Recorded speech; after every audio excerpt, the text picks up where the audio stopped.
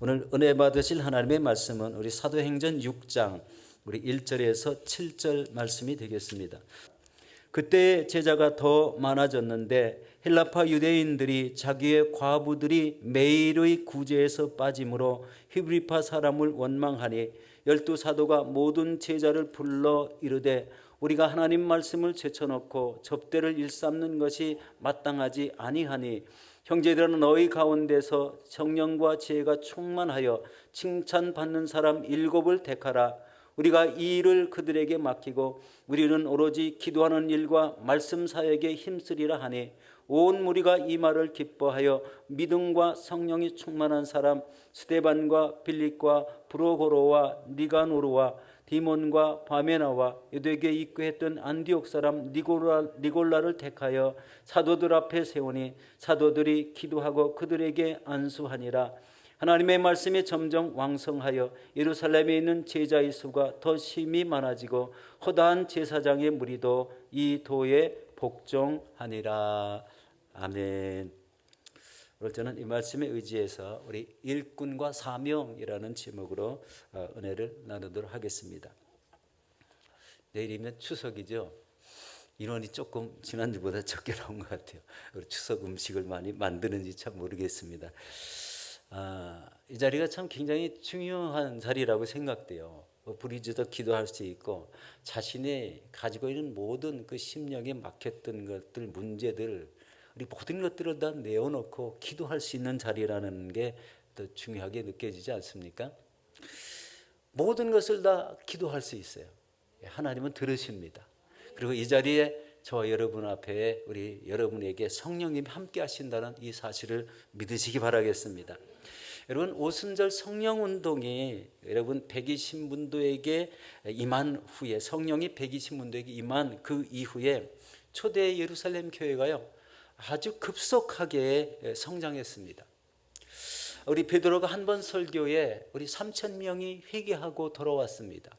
그리고 우리 이제 나면서부터 걷지 못한 이런 사람을 우리 예수 이름으로 고쳤을 때에 우리 솔로몬 행각에서 또 베드로가 설교를 했는데요. 그때에는 5,000명이 돌아오게 됩니다. 3,000명, 5,000명. 이게 엄청난 숫자가 아니겠습니까? 한 번 설교에 그런 놀라운 역사가 일어났다는 것 아마 엄청난 일이죠. 이들은 사도들의 가르침을 받아 서로 교제하고 떡을 떼며 기도하기에 힘썼다고 되어 있습니다. 그리고 재산과 소유를 팔아서 각 사람의 필요에 따라서 나누어지고 날마다 마음을 같이하여 성전에 모이기를 힘썼다고 하고 또 집에서 떡을 떼며 기쁘고 순전한 이런 마음으로 음식을 먹고 하나님을 찬미하며 온 백성에게 칭송을 받았다고 말씀하고 있습니다. 그리고 이를 통해서 구원받는 사람을 날마다 더하게 했다고 말씀합니다. 그리고 사도들로 말미암아 기사와 표적들이 많이 나타나게 되니까 사람마다 두려워하는 사람도 생겼다는 거예요. 그런데 특이한 점이 하나 있었습니다. 여러분, 이 사도들로 말미암아서 기사와 표적들이 많이 나타나게 되니까 그때 당시에 이 종교 지도자들, 율법주의자들이죠. 이 종교 지도자들이요, 이들을 시기해서 어떤 일이 생겼습니까? 사도들이 가르치고 복음을 전하는 것을 막아섰습니다. 그리고 그 사람들을 옥에 가두기도 했습니다.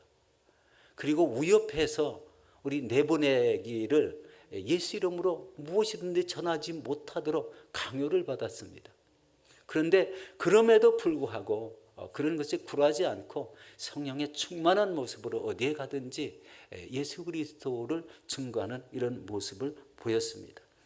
여러분, 이런 모습들이 바로 오순절 사건 이후에 생겨난 그때 당시의 사회적 변화였어요. 이 얼마나 여러분 놀랬겠습니까? 율법주의자들이 이제 종교 지도자들이고 정치 지도자들이지 않습니까? 그 사람들이 치리했는데요, 이런 큰 역사들, 성령의 충만한 은혜의 역사를 그렇게 듣지 못했거든요. 그런데 이 성령 받은 사람들, 특별히 성령 받은 사도들이 나가서 복음을 전하니까 엄청난 일이 생기고 3,000명, 5,000명 초대 예루살렘 교회가 우리 엄청나게 부흥하는 역사가 생겼다는 거예요. 여러분, 영적 흐름이 율법주의에서 우리 복음 전파 성령의 역사로 돌아서는 놀라운 계기가 우리 유대 땅에 일어나게 됐습니다. 여러분, 이 사역의 중심이 바로 12사도였다는 거예요. 그리고 성령 받은 이런 사람들이 함께 동참했을 줄로 믿습니다. 우리 7장, 우리 바로 6장 바로 위에 5장 끝부분에 끝절인데요. 사도행전 5장 42절에 이렇게 말씀합니다. 그들이 날마다 성전에 있든지 집에 있든지 예수는 그리스도라고 가르치기와 전도하기를 그치지 아니하니라. 이 사도들의 역사가요, 사도들이 날마다 그렇게 했다는 거예요. 이게 엄청난 일 아니겠습니까? 오늘 본문은 바로 이 성도들이 점점 많아지는 그때 12사도들은 말씀과 전도 사역을 하면서 성도들의 구제 사역을 맡아 감당하는 중에 이제 헬라파 유대인들이 자기들의 과부들이 매일의 구제에서 빠지게 되므로 히브리파 사람들을 원망하는 그런 소리를 듣게 되었습니다. 우리들은 왜 차별하느냐, 이런 말씀이죠. 여러분, 헬라파 유대인들은요, 다른 나라에, 헬라 말을 쓰는 나라에 가서 살다가 다시 유대 땅으로 돌아와서 사는 이런 사람들인 것 같아요. 바로 헬라파 유대인들에게는 차별을 좀 뒀다. 그런데 실제적으로 차별을 둔 게 아니라요, 우리 말씀을 전하고 기도해야 될 사도들이 이 구제 사역을 하니까요, 미처 그것을 감당하지 못했을 거라는 이런 생각이 들지 않습니까? 좀 전에 봉독했던 그 5장 12절 우리 말씀에, 5장 42절 말씀에 그들이 날마다 성전에 있든지 집에 있든지 예수는 그리스도라고 이렇게 전하는 이런 사명을 감당하고 있는 모습을 보면 헬라파 유대인들에게 우리 구제하는 일에는 조금 소홀했을 거다, 손이 가지 못해서 어쩔 줄을 몰라 했을 거다라는 이런 생각이 들게 됩니다. 바로 이때 12사도가 모든 제자를 불러 모았다고 얘기하고요, 구제와 그 교회의 제반일을 감당하는 직분자를 세워서 교회 일을 균형 있게 치리하자는 이런 제안을 하게 됩니다. 바로 이 사도행전 6장 2절 말씀이죠. 우리 함께 읽겠습니다. 12사도가 모든 제자를 불러 이르되 우리가 하나님의 말씀을 제쳐놓고 접대를 일삼는 것이 마땅하지 아니하니, 라는 이런 표현을 먼저 쓰고 있습니다. 하나님의 말씀을 제쳐놓았다. 이거 참 굉장히 이 의미가 우리 심각하다는 거죠. 중요하면서도 굉장히 심각한 의미가 있죠. 여러분, 사도가 성도들에게 말씀을 가르치고 그 말씀을 지키게 하고 또 말씀대로 살게 하는 것은 어떤 일입니까? 한 영혼을 온전하게 세우는 그런 일이지 않습니까? 이게 모든 목회자가 해야 되고 이 사도들이 맡은 그런 일이잖아요. 한 영혼을 붙잡고 끝까지 믿음이 서 있을 그때까지 계속 해야 되는 일이 말씀을 가르치는 거예요. 그리고 그 말씀을 지키게 변화시켜 놓는 이런 일을 감당하는 역할을 해야 되는데, 그 말씀을 제쳐놓고 접대하는 일에 우리 집중하는 것은 이제 마땅하지 않다는 말씀이지 않습니까? 여러분, 이 말씀 신앙의 중요성은 무엇일까요? 우리 디모데 후서 3장 15절로 17절 말씀에 이 중요성이 강조되어 있습니다. 한번 같이 보도록 하겠습니다. 디모데후서 3장 15절에서 17절입니다. 또 어려서부터 성경을 알았나니 성경은 능히 너희로 하여금 그리스도 예수 안에 있는 믿음으로 말미암아 구원에 이르는 지혜가 있게 하느니라. 모든 성경은 하나님의 감동으로 된 것으로 교훈과 책망과 바르게 함과 의로 교육하게 유익하니 이는 하나님의 사람으로 온전하게 하며 모든 선한 일을 행할 능력을 갖추게 하려 함이라. 이 말씀을요, 우리 절별로 우리 정리한다면 이렇게 할 수가 있습니다. 15절은요, 성경은 모든 성도를 구원에 이르게 한다는 거예요. 이 성경, 하나님의 말씀은 모든 성도들을 구원에 이르게 한다. 우리 16절의 말씀은요, 여기 보면 16절에 이렇게 말합니다. 모든 성경은 하나님의 감동으로 된 것으로 교훈과 책망과 바르게 함과 의로 교육하기에 유익하다. 이 말씀으로 한마디로 정리하면은요, 성도의 신앙 인격을 세울 수 있다는 거예요. 이 하나님의 말씀. 그렇지 않습니까? 하나님의 말씀에 우리 흠뻑 젖어 있는 성도와 우리 하나님의 말씀에 갓 배운 성도와의 신앙 인품이 달라진다는 거예요. 말씀 신앙을 가지고 있다면 그렇게 변화가 된다는 겁니다. 신앙 인품을 강조하고 있습니다. 그리고 우리 17절 말씀은 이렇게 말해요. 이는 하나님의 사람으로 온전하게 한다. 그러니까 하나님의 사람으로 온전한 신앙을 갖추게 한다. 믿음의 사람의 자격을 갖추게 한다는 말이고, 그리고 모든 선한 일을 행할 능력을 갖추게 한다. 이런 말씀을 주고 있습니다. 여러분, 말씀 생활을 여러분 어떻게 하고 계십니까? 여기서 우리 깨닫게 하는 것은요, 말씀이 없는 신앙생활은 이 우리의 믿음을 굳건하게 할 수 없다는 것을 느껴지지 않습니까? 우리가 이 말씀 신앙을 가지고 우리 삶에 적용시키고 나가서 복음을 전하라고 할 때 복음을 전하고, 나가서 헌신하고 충성하라 할 때 충성하고, 이런 일을 감당하는 사람은요, 이 말씀대로 사는 사람이에요. 거기에 하나님의 은혜가 있고, 그런 분들의, 그런 성도님들의 신앙을 매일매일 견고하게 하고요, 기도할 때마다 하나님 성령이 함께 하십니다. 놀라운 일이 아니겠어요? 그러므로 이 모든 성도는 반드시 하나님의 말씀을 배워야 된다. 우리 교회에서 우리 주일날 우리 성경 대학을 지금 하고 있어요. 우리 조직신학입니다. 우리 전에는 그걸 5권 책자로 배웠어요. 아마 지금은 좀 요약해서 우리 배우는지 아니면 5권을 다 배우는지 잘 모르겠어요. 1년 내내 가르쳐도 이 요일별 주일 일정을 꽉 잡아서 꽉 채워놓으면요, 1년이 딱 걸려요. 바로 전 단계는요, 평신도 성경학교인데 그거는 성경의 개요만 배우는데요, 이제 성경 66권을 배우는데 엄청나게 빡빡합니다.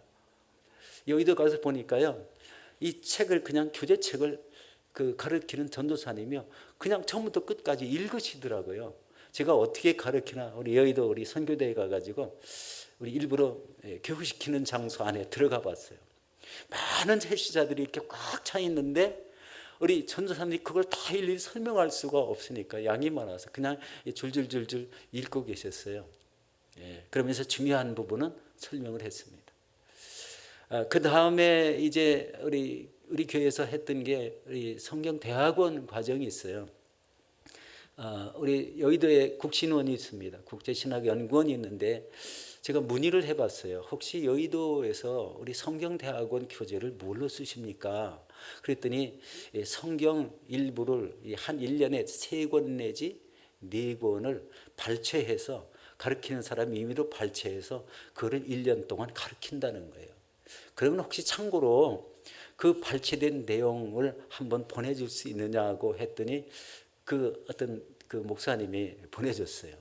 메일로 보내줘서 우리 받아보니까 이제 내용을 우리 요점을 잘 정리해서 이렇게 성경대학원 과정을 노마서면 노마서, 그 다음에 사도행전이면 사도행전, 그런 내용을 요약해서 딱 이렇게 저희도 보내왔습니다. 나머지는 티칭하는 사람의 재능에 따라 달렸겠죠. 이것이 왜 크리스찬들에게 중요할까요? 말씀 없는 크리스찬은 있을 수 없기 때문에 그렇습니다. 말씀이 그렇게 중요하다는 거예요. 우리 이제 코비드19 때문에 이 평신도 성경학교, 성경대학, 대학원 과정이 티칭이 잘 못했어요. 왜냐하면 모이질 못하게 하니까. 굉장히 좀 안타까운 일이죠. 그러나 말씀 신앙을 내 안에 간직하게 되면은요, 엄청난 변화가 생깁니다. 우리 계속 말씀을 읽고 그 뜻을 새기려고 애를 쓰고 그 말씀대로 실천하려고 하면은요, 거기에 따른 성령의 역사하심이 생깁니다. 이게 하나님의 은혜죠. 선교를 하라면 선교에 관심을 갖고, 우리 교회에 봉사하라면 봉사에 관심을 갖게 되고, 나는 무슨 재능이 있을까? 이런 것들을 찾아보고 나는 무엇으로 하나님께 영광을 돌리지? 이런 마음을 갖게 되겠죠. 이렇게 하나님의 말씀을 배우고 실천할 때 우리의 신앙은 온전하게 된다는 것입니다. 자, 우리 말씀을 계속 이어나가 보도록 하겠습니다. 이제 사도들이요, 7 지사의 선택 기준을 말하고 있습니다. 우리 사도행전 6장 3절과 4절 말씀입니다. 같이 보겠습니다. 형제들아, 너희 가운데 성령과 지혜가 충만하여 칭찬 듣는 사람 7을 택하라. 우리가 이 일을 그들에게 맡기고 우리는 오로지 기도하는 일과 말씀 사역에 힘쓰리라. 예. 사도들이 사역이 우리 말씀 전하는 것과 말씀을 가르치고 전하는 것과 기도하는 것이 주입니다. 동일합니다. 지금도 모든 목회자는요, 여기 말씀 사역입니다.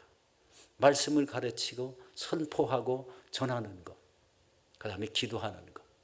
말씀과 기도라는 그런 요약해서 말씀을 쓰는 것은 우리 목회자들에게도 하지만 우리 말씀을 읽고 깨우치는 것도 우리 성도들에게 다 적용이 됩니다.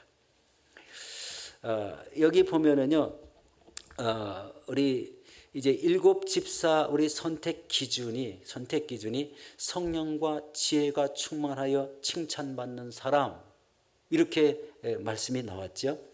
자, 그러면 여기서 성령의 충만, 지혜가 충만하다, 그리고 칭찬받는 사람이 어떤 사람인가 잠시 한번 살펴보도록 하겠습니다.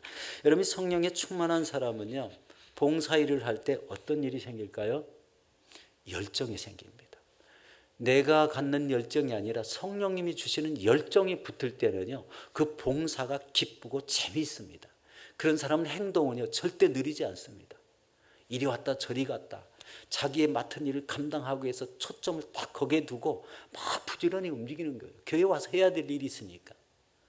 이게요, 성령에 충만한 사람의 우리 헌신 모습이에요. 성가대를 봉사해야 돼요. 성가대 속에 우리 참 찬양과 보조를 맞춰야 되잖아요.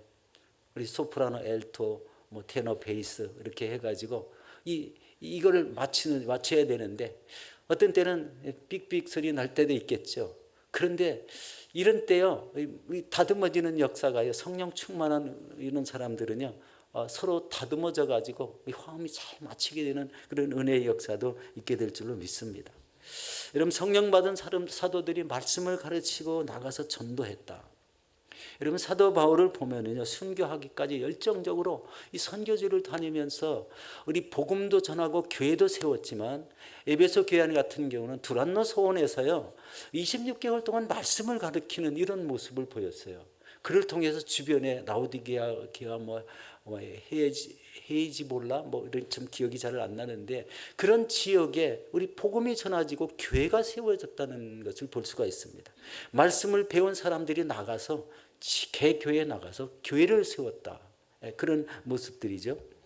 그리고 이 사도 바울은 신약 성경을 반 이상이나 쓰신 분입니다. 이 선교지에 가서 이 말씀을 전했는데 이 성령의 말씀을 우리 계속 기록해 나가는 이런 열정을 보였죠. 그리고 이 브리스길라와 아굴라도 우리 사도 바울을 도와서 우리 큰 사역에 동참해 주는 그런 헌신을 하는 모습을 봅니다. 이런 것들은요, 성령이 이 안에서요, 그 열정 때문에 가만히 있게 하지를 않기 때문에 무슨 사역을 해야 될지, 어떻게 하면은 사도 바울을 도와서 우리 복음 전파가 편만하게 될까를 여러분 깨달았다는 거예요. 그래서 이 부부가 합심해서 이 교회를 우리 크게 부흥시켜 나가고, 아볼로라는 이런 사람도 우리 복음에 대한 우리 가르침도 주고, 그런 엄청난 은혜의 사람들이 되었습니다. 물론 그 이에도 우리 수많은 사람들이 성령에 충만해서 말씀을 깨우친 사람들이 이런 복음을 전하지 않고는 견딜 수 없는 이런 열정을 가졌다는 것을 보게 됩니다. 우리 사도행전에 보면 그런 분들이 굉장히 많죠. 바로 이런 역사들, 성령 받은 성도가 헌신하는 삶에서 더 풍성한 열매를 맺게 한다는 것을 볼 수가 있습니다. 여러분, 성령 충만하십니까? 아멘 소리가 커야 이게 성령이 더 충만할 텐데, 아멘도요, 자발적으로 하는 아멘하고요, 그냥 억지로 하는 아멘하고 다르다는 걸 보잖아요. 성령 충만하면요, 전에는 아멘 소리가요, 진짜 이 성전이 떠나갈 정도로 그렇게 했었거든요. 이 성령행전학교가 참 빨리 살아났으면 참 좋겠습니다. 여러분, 성령 받은 성도가 헌신하는 삶에서 풍성한 열매를 맺게 한다. 여러분, 성령 충만을 받으셨다면요, 하나님 전에서 이런 헌신과 충성을 하기를 예수님으로 축원합니다. 그게 여러분의 신앙의 결실이 되고 하나님 앞에 서면은 하나님 앞에 칭찬받을 요소가 된다는 거예요. 그런데 만약에 아무것도 안 하고 하나님 앞에 선다면 어떻게 될까요? 한 달란트를 받았는데 땅속에 파묻은 사람과 같지 않을까요? 하나님이 책망하시면 무섭습니다. 이게요, 하나님을 믿고 예수를 믿고 구원받은 사람들이 성령 충만과 말씀에 충만해서 반드시 해야 될 일이 있다는 것을 말씀하는 거예요. 가만히 아무것도 안 하고 천국에 올라가실 때는요, 하나님이 아마 칭찬은 안 하실 것 같아요. 너는 뭐하다 왔니라고 말하면은요, 대답할 게 좀 있어야 될 게 아니겠어요? 예. 그런 생각이 들었습니다. 두 번째로 지혜가 충만하다는 것은요, 교회의 모든 일을 처리하는데 지혜를 발휘한다는 거예요. 지혜롭게 처리한다는 거예요. 어떤 사람은요, 뭐를 맡았는데요, 도대체 뭐를 할 줄 몰라가지고요, 1년 내내 직분은 받았는데 아무것도 안 하다가 1년을 딱 마칠 때가 있어요. 지금 구역과 지역이 그런 상태 아닐까요? 예. 뭐라고 해도 모여지지 않는 이런 상황은 이해가 가죠. 여러분, 행정과 기획과 재정, 정도, 봉사, 선교, 성가대, 구역, 지역, 이런 이끄는 지혜가, 우리 지혜가 충만한 사람이 이끌면 잘한다는 거예요. 지혜는 사실 성령에 충만한 데서 따라옵니다. 그렇기 때문에 이런 성령의 충만과 지혜가 충만함을 받기를 우리 기도해야 됩니다. 기도할 때 하나님이 부어주시는 겁니다. 자신의 맡은 일에 열정을 쏟는 이런 은혜가 있게 되죠. 그 다음에 칭찬받는 사람이라는 것은요, 교회에서 어떤 일을 하더라도 솔선하고 책임감이 강한 성도예요. 자기가 맡은 일을 때 최선을 다해서 하는 겁니다. 여러분, 이런 일을 우리 이렇게 하시는 성도님들 하나님이 아주 기뻐 쓰신다는 것을 알 수가 있습니다. 그리고 이런 열정적으로 우리 헌신하는 이런 분들을 보면 모든 성도님이 다 인정해요. 저 장로님은 틀림없는 분입니다. 저 안수 집사님, 권사님 너무 정확해요. 뭐 열정이 있습니다. 우리가 본받아야 돼요. 이런 말을 스스로 할 정도로 된다는 거예요.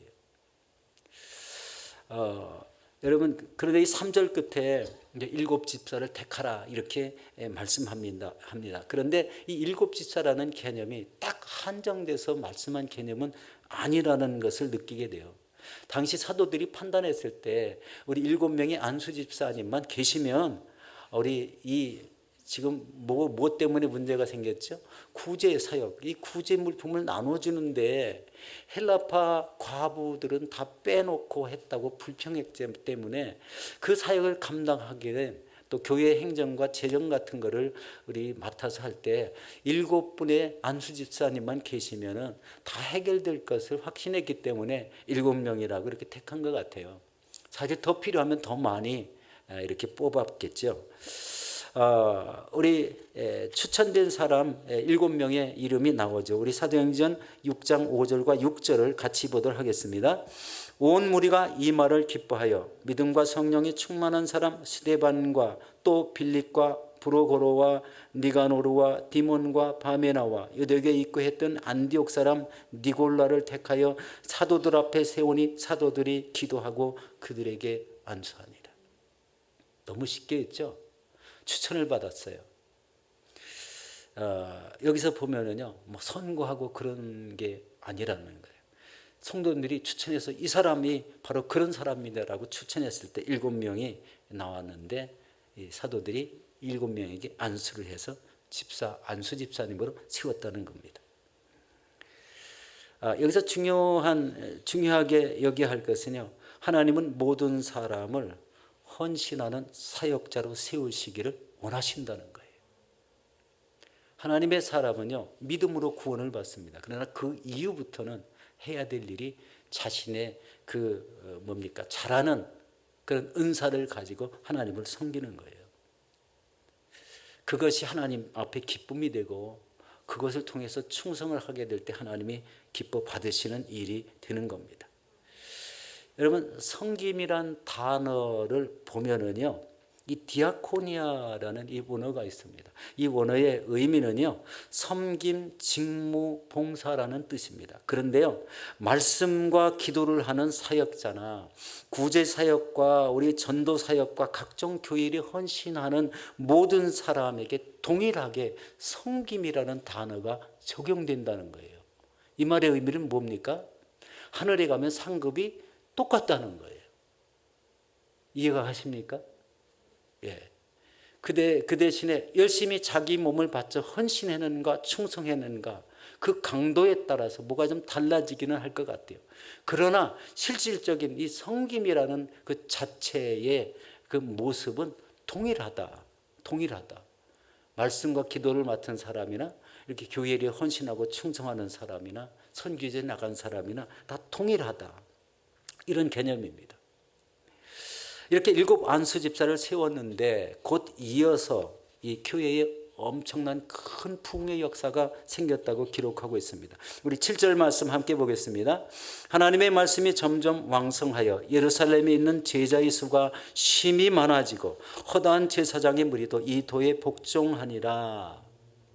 이렇게 직분자들 세워서 헌신하고 충성하여 감당할 때에 교회에 큰 부흥을 이루었다는 겁니다. 이게 우리 단순하게 인간의 생각으로 머리를 굴려서 우리 헌신하고 충성한 게 아니라요. 성령에 이끌려서 자원하는 마음으로 그렇게 했더니 교회가 크게 부흥하더라는 것입니다. 여러분 이런 모습이요. 이 세상에 세워진 모든 교회가 동일하게 본받아야 된다는 것을 깨닫게 하고 있습니다. 그런데 저는 한 가지만 더 덧붙여 보는 게요. 이 7장부터는요. 이 초대교회가 큰 위기를 맞습니다. 박해가 일어나기 시작하고 성도가 막 흩어지고 감옥에 막 이렇게 갇히는 일이 생기거든요.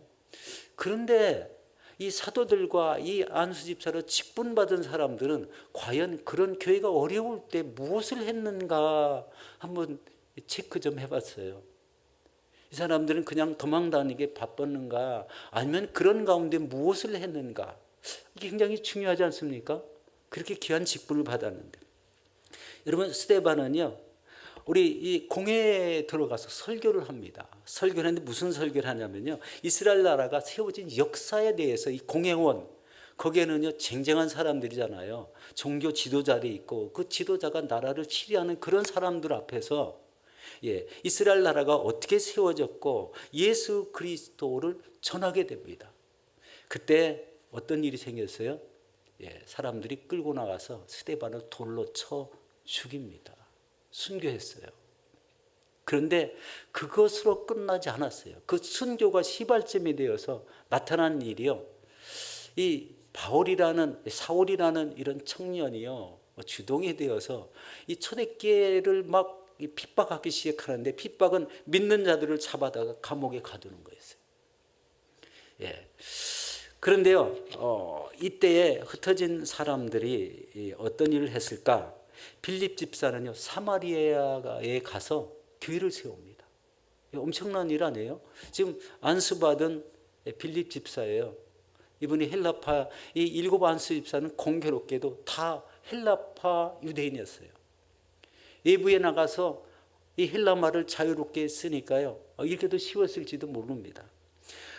바로 이렇게 사마리아 가서 복음을 전해서 교회가 세워지고요. 그리고 이 성령의 인도함 따라서 빌립은 에디오피아 여왕의 그 간다게의 국고를 맡은 네시에게 다가가서 그가 읽고 있는 이사야서를 해석하다가 예수 그리스도가 바로 이분이라는 것을 설명해 줄 때 이 네시가 깨닫고 내가 지금 물론 우리 침례를 받는 게 합당하다. 이래서 네시에게 물침례를 주고 순식간에 없어지죠. 그런 모습이 우리 기록되어 있습니다. 이 초대교회를 핍박하기 위해서 다메섹으로 가던 사울은 어떤 일이 생겼습니까? 다메섹 거기 다 이르렀을 때 갑자기 하늘에서 큰 빛이 나는데 고꾸라지죠. 그리고 하나님의 예수님의 음성을 듣습니다.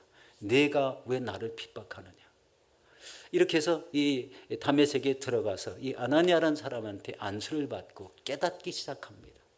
자신이 핍박하는 것이 참 잘못됐다는 것과 자신이 알지 못했던 예수 그리스도의 복음에 대해서 깨닫기 시작합니다. 그런데 하나님은 이렇게 얘기하세요. 이 사울이라는 사람은 내가 만세전부터 택한 사람이라는 이런 엄청난 우리 말씀을 선포합니다. 하나님께서 택하여 쓰기로 작정한 자다. 이렇게 되었다는 거죠. 베드로는 어떻게 했습니까? 베드로는 로마의 백부장이었던 이 고넬료 집에 들어가서 복음을 전할 때에 이 성령이 말씀 있는 모든 사람에게 임하는 것을 봤어요. 그리고 그때 방언을 말하고 하나님을 높일 때 이 사도 베드로가요 그들에게 물심례를 주는 역사가 생겼어요. 그러니까 이방의 군대 백부장에게 복음을 전하고 또 이 에티오피아 간닥의 여왕 이 네시에게 복음을 전하고 참 이 엄청난 일을 감당합니다. 그 다음에 우리 스데반의 환란으로 인해서 흩어진 자들이 안디옥에 이르러서 헬라인들에게 복음을 전하기 시작했는데요. 주께로 돌아온 사람이 많아지게 되니까 예루살렘 교회에다가 우리 사람을 파송해달라고 요청을 받으니까 그때 파송받은 사람이 바나바입니다. 바나바가 우리 안디옥 교회 담임 목사로 세워졌을 때 엄청난 일이 또 생겼어요. 그게 뭐냐면은 이 사울을 데려다가 함께 사역을 했는데요. 말씀을 가르쳤을 때 1년이 지나서 그 사람들을 크리스찬이라고 호칭하는 그런 일들이 최초로 생겼습니다. 그 다음에 어떤 일이 생겼어요? 우리 이제 사울과 바나바를 따로 세우라 성령의 음성을 듣고 그들을 선교사로 최초로 파송하는 일이 생겼습니다. 이게 하나님 교회에서 성도를 따로 세워 한 일이 바로 이런 일이었어요. 선교사를 따로 세워라. 지금도 선교사를 따로 세워라 해가지고 파송받은 사람이 전 세계에 다 나가고 있어요. 놀라운 은혜죠. 이런 일을 한다는 자체가 은혜입니다. 여기 스데반의 환란으로 인해서 흩어진 자들이 이렇게 안디옥에 가서 복음을 전해서 큰 이방인 교회, 이방인들이 모이는 교회를 형성했다는 건 진짜 엄청난 일이죠. 그래서 이런 걸 전체적으로 생각해 보면은요, 초대교회를 깨트려서 흩어지게 한 것은 하나님의 뜻이었다라는 결론이 생기지 않습니까? 한 곳에서 엄청난 인원, 3,000명, 5,000명이 모여지는 이런 큰 인원을 가지고 계속 있으니까 복음은 전해지지 않고 믿는 사람은 생기게 해도 그 많은 사람을 다 우리 가르쳐 세울 수가 없기 때문에 바로 이 믿음이 충만한 이런 사람들을 세워서 흩어지게 했다. 그래서 각처에 복음을 전하고 이를 통해서 전 세계에 복음을 전하는 그런 가교의 역할을 했다는 것을 보게 됩니다.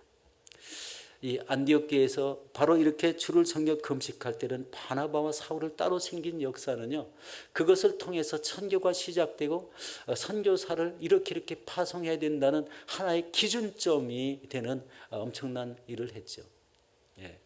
그것이 바로 우리 교회에서도 이제 그런 일들이 많이 있어서 우리 이제 선대 목사님께서 저희 교회 36개인가를 이렇게 각 처에 지교회를 세웠죠. 그런데 이제 우리 지교회를 세우는 일이 그때 이후로 우리에게 잘 생기지는 않았지만 우리가 해야 될 일이 바로 끝까지 그 일을 추구해야 된다는 거예요. 온천한 만민에게 복음을 전하다 보면 그 어느 한 장소에 많이 모인 성도를 중심으로 교회를 세워나가는 것, 그것이 하나님의 뜻이라는 거예요. 그렇기 때문에요, 복음을 전하고 기도하는 그런 역사를 통해서 이런 복음 전파의 역사가 일어나야 된다는 사실입니다. 여러분 이제 말씀을 정리할 텐데요. 이 시대의 중요한 일이 무엇입니까? 여러분 선한 일을 하다가 낙심하는 겁니다. 우리 갈라디아서 6장 9절에 나오는 말씀인데요. 선한 일을 하다가 낙심하고 딱 아무것도 안 하는 것. 이게 제일 무섭습니다. 이게 내가 믿음으로 온전히 세워진 사람이라고 생각하면은요, 제일 먼저 여러분 말씀 공부를 하십시오. 그리고 성령에 충만하기를 간구하십시오. 그리고 그 다음부터는요, 성령님께 기도 한번 해보세요.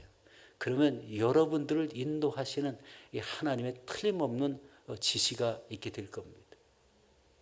그것이 하나님의 일을 하기 위한 거예요. 다시 말씀드리지만 구원은 믿음으로 받습니다.